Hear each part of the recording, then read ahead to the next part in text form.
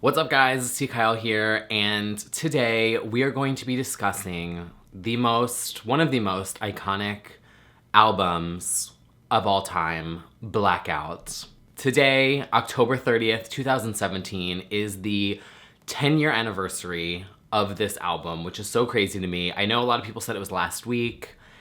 Technically, it is, because that's when it came out overseas, but October 30th is the US 10-year anniversary. October 30th, 2007, I walked my little gay ass into Times Square to Virgin Megastore. Does anyone remember that? All you kids out there, do you remember CDs? You know, stores that sell CDs? We went to Virgin Megastore at midnight and we purchased Blackout. And I feel like there's a picture of me from this night, and I think my friend Marissa has it. I should probably message her and see if she has it anywhere, because I don't have it on my Facebook. But it's crazy to me that that was how we bought music back then, and it's how I bought Circus too. I went to the same place before it shut down. But yeah, I mean, it's so crazy how just 10 years, it's such a different experience. Now everything launches at like 11:30 p.m. on Fridays on iTunes or Spotify. But back in the day, it was like you had to go to the store at midnight and they would be like, open the shelves up and you could buy the CD. But anyway, today we are going to discuss this iconic album and era. And I mean, I could talk about this shit for hours. So sit back, get your Dunkin' Donuts, not sponsored. Dunkin' Donuts, it's Britney, bitch. What a more fitting video to have my song. By the way, my end song, I'm so obsessed with, and I think that's gonna be like my thing. You know how all YouTubers have a thing? Like, good day, everybody, you know, and like, stay gorgeous. You know what I'm saying? Like, everyone has their thing. I think that's mine, so hopefully you make it to the end of the video so you can see it. Okay, so first we need to talk about 2007, because I have said this, 2007 was such a good year for music. There's so many good albums that came out that year, and Blackout being one of them, obviously. But this was in the like prime of that era of pop culture. It was where, you know, there was really no social media promotion, and celebrities didn't really update the way that they do now. Like, everything's so curated, and I don't want to say phony, but like, everything feels kind of calculated now and is planned and strategized. Whereas back then, like this whole 2007 era, you had to find your news through paparazzi websites like X17 Online or TMZ or Oh No They Didn't. You know, like, everything was mysterious, and it was just so fun back then. Literally all news back then was delayed by like hours, because you had to wait for the paparazzi to go home and then upload the pictures so that they could write about it. And it just felt like there was this, I don't know, like, for me, I've always liked this, like, legends that have, for me, I've always liked my legends to have this mysterious kind of distance between them. You know, it's kind of like why I never want to meet Britney Spears, is because I like that they are these like larger than life, like pop queen diva figures. And so I liked all that mysterious pop culture stuff where you'd hear about someone going to a party, but you wouldn't see it, or you wouldn't, like, you know what I'm saying? Now everyone's like fucking Snapchatting and Instagram storying, and it's like, what's the fun in it anymore? You know what I mean? Part of all that messiness back then in 2007 played right into Blackout, because the whole demo situation with like all the leaks and the songs, and she would, you know, there's that video where she's playing State of Grace from a CD in her car and just parked, and like the paparazzi filmed it. Hi, Britney. Get one shot. Just one shot. Britney, just one shot. Just one shot. Hi. I played that clip. Oh my God, I can't even tell you guys how many times I played that clip. Do you guys remember those photos where they got Britney leaving the recording studio and they took paparazzi pictures, and the track listing was on the CD, like in her hand. And it was like all the demos basically. And then all the demos leaked. So it was like someone was leaking all of these like songs that she was working on. And it was so messy, but it was so mysterious.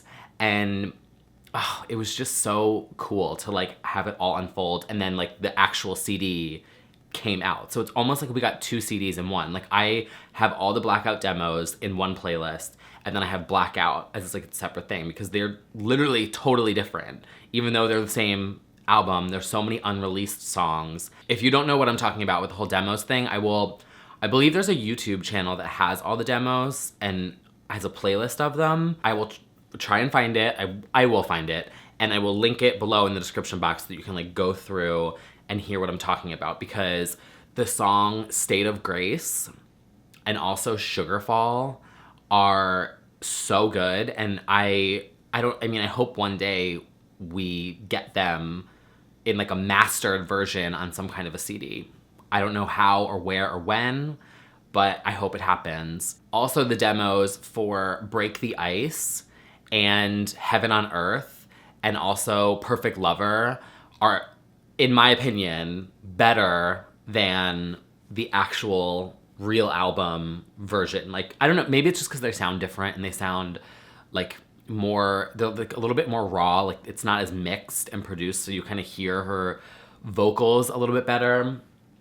Oh, you guys. And like that one where you hear her chewing ice in the recording studio. Do you guys, fucking legends.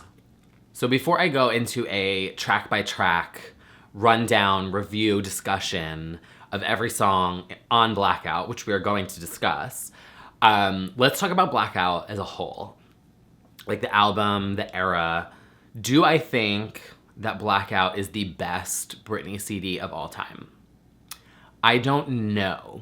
I consider it to be a part of the Holy Trinity, which I consider to be In the Zone, Blackout, and Glory, because those were the albums she was most involved in. There's a very specific Britney sound that we all know and we all love, but on these 3 albums, she experimented in ways that were like super weird. So like on In the Zone, you have Breathe on Me and like Touch of My Hand, and like just the sounds on Brave New Girl, and there's so many different like weird kind of non-Britney sounding moments. On Blackout, literally all of Blackout is totally different than like anything she's ever done. And people say, like other artists have said, like that album inspired them to create new sounds and really did like pivot pop music from going into like super catchy to getting a little bit weirder. Like Blackout did that. Then on Glory, the most recent one,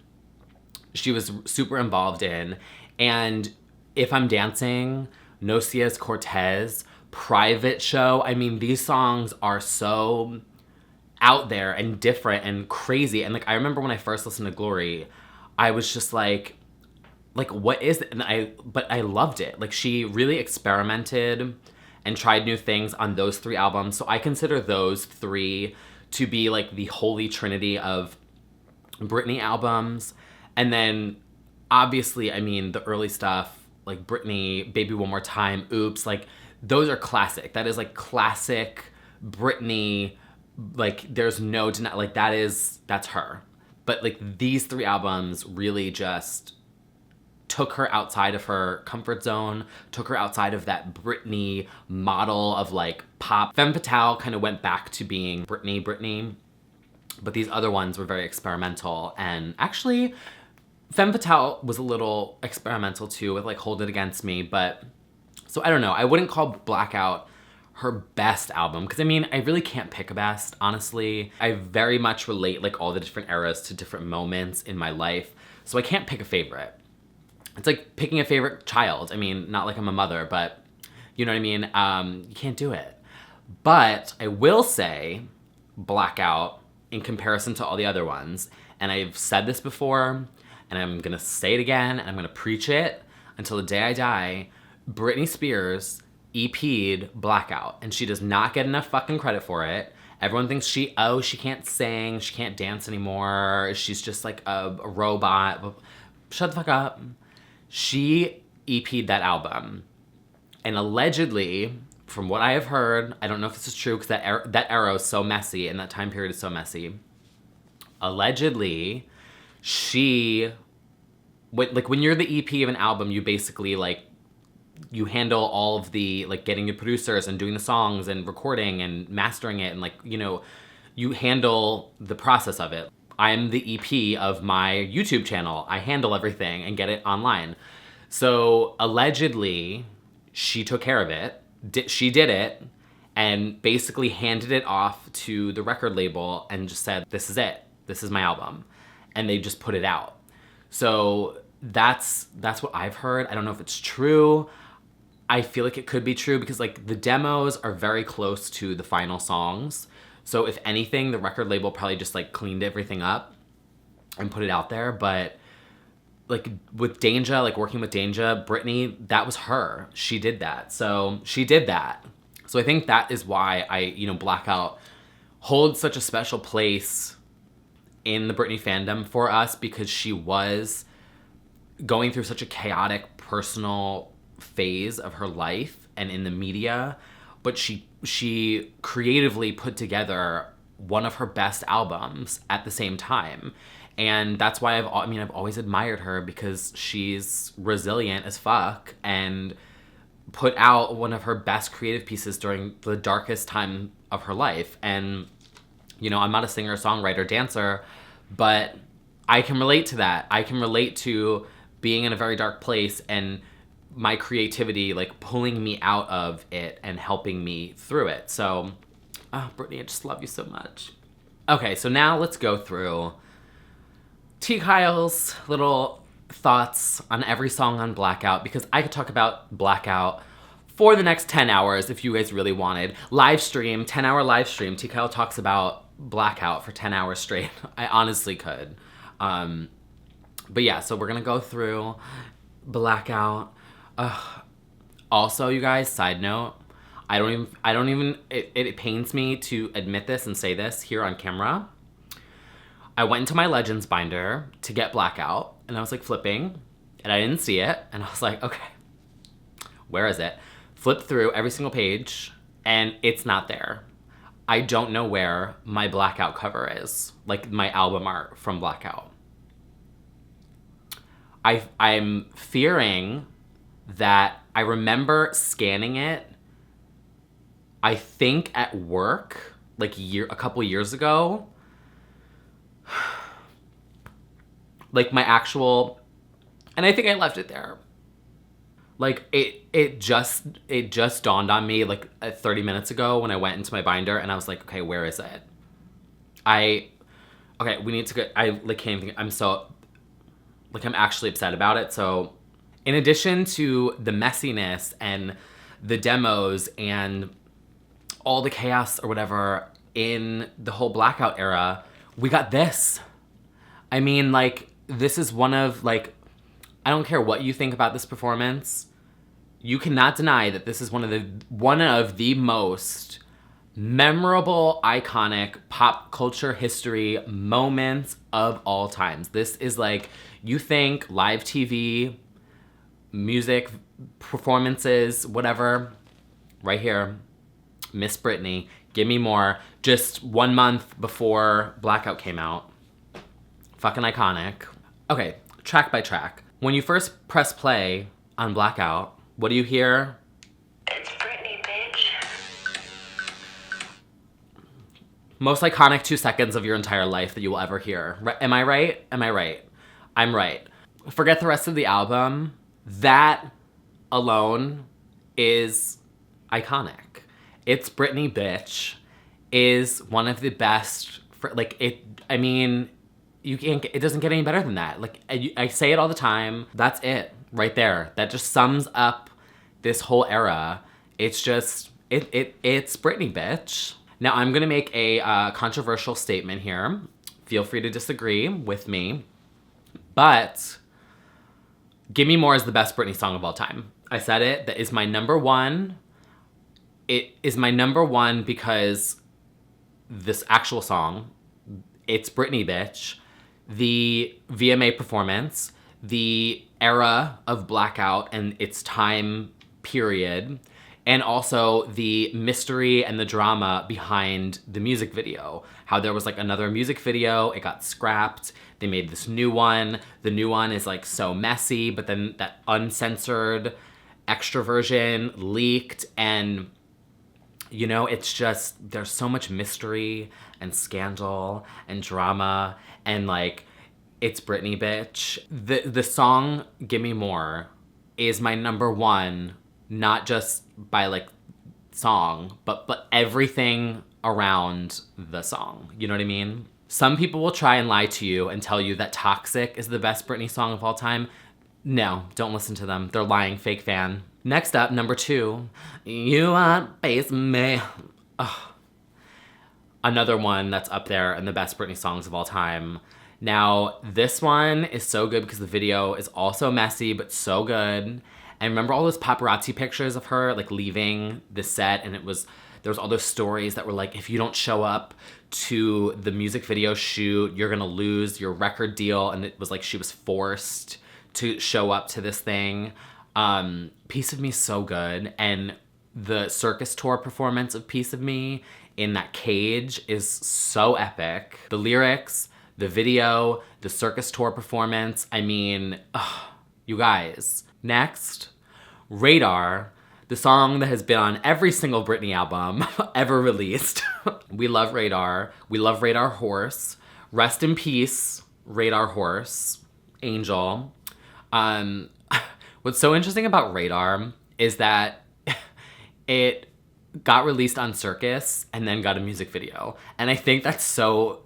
has any other celebrity or pop queen ever had that happen, where they've put a song out on an album and then re-released it on the next album years later and then made a music video for it? Allegedly, it's because Bloodshy and Avant worked on it on Blackout and were promised like a music video and promised that it would be a single, and that, I don't know, I guess there's like, when albums come out, there's like agreements made with like producers, like you're gonna have a single, or, you know, you're gonna be listed as the I don't know, drama, doesn't matter. But allegedly, Bloodshy and Avant were promised that this would be a single, but because Britney, you know, by the time the third single came around, they resorted to cartoon anime for Break the Ice. And so they re-released it. Oh my God, I remember one time I was at this graduation party and it was at a country club and it literally looked like the Radar video, and I got fucking shit-faced. And I was on like the porch or whatever, and I was just like sitting on a rocking chair. You know how she's like clapping and like being like, ah, and I was so drunk and I was just like, and everyone was like, what the fuck are you doing? And I was like, oh my God, look, it's Radar Horse. Next up, Break the Ice. The iconic anime video. Cartoon Network is shaking in their boots at this video. Break the Ice is also so good. The demo, if you have not heard the demo of Break the Ice, check it out because it's very similar, but the bridge, like the breakdown, is very different, and it's cool to hear. Oh, the next track, Heaven on Earth. This song is so pretty and melodic, and I don't, is it like in my top 20? I don't know. But it's up there. I think it's also, it's just, I think it's because like she was going through such a hard time, and this song is so pretty, and like she talks about like being in love, and it's just very sweet and also just like electronically beautiful. I don't know, it's like nice to hear her sing something that's like upbeat and not so just like dance or, you know, whatever. Oh, you're having Next, get naked, get naked, get naked, get naked, shake it off, shake it off, shake it off. If you're a real fan, you'll know that was very mildly executed circus tour promo when she's like on the couches. Have you ever done that to get naked? Please tell me I'm not the only one. But the circus tour where she like was walking around like on all the futons and shit, they had this like dance for Get Naked, And so we used to, oh my God, I think this is why I love Blackout so much, because I was in college and we used to sit on I remember we would sit on my futon and we would be like, get naked, get naked, get naked. And we would literally do the dance and loved it so much. Next up is Freak Show. You know, high energy choreo all the time, every time she does Freak Show. What I love about Freak Show is like, I mean, obviously fast forward now to 10 years later, is that it's like her go-to song where she like doesn't want to dance on stage. It's like, oh, let's do Freak Show. And she just doesn't do anything. But again, it's one of those songs where it sounds weird, but it's still so cool. Know what I need in my life? I need someone to mash up Freak Show with Freaky by Trisha Paytas. Someone do it. I need someone to do it. Toy Soldier is next. This is the only one that didn't leak in a demo, I think, or like one of the only ones that didn't leak. And she still hasn't performed it live. It was like rumored that she would because her Vegas dancers like teased that they would do it. And then she did that whole like army, like boys like in a line thing on the circus tour, which she could have done Toy Soldier, but you know, he's just walking. He's just talking like them city boys from New York. My impact. Next is Hot as Ice. Do you guys remember this demo? Yeah, yeah, yeah. Literally, I sound just like her. This demo was, what's the word? A lot to listen to sonically. Let's just leave it at that. But this performance on the circus tour was so good, where she's like, living legend, you can, but don't touch, you know? In going through all these songs by Blackout, it's funny that like, because she didn't tour on Blackout, I think of the circus tour as being part of Blackout, even though it's not, because she performed most of Blackout at the circus tour.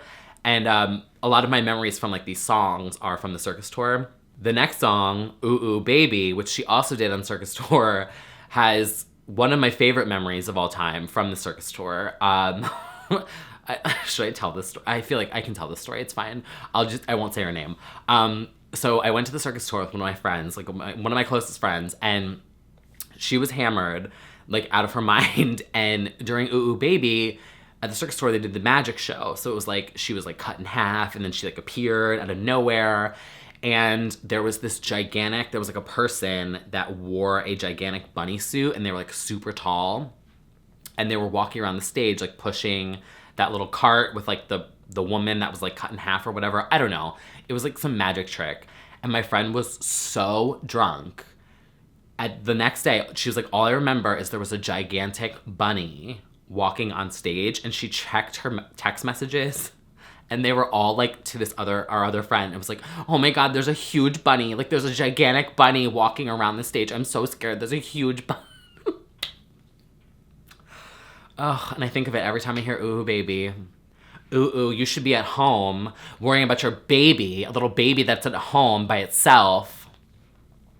Kelly Dodd featuring Britney Spears. You guys just got a remix. I can't make remixes on Twitter anymore, otherwise I'll get fucking suspended, but you guys just got that exclusive right here.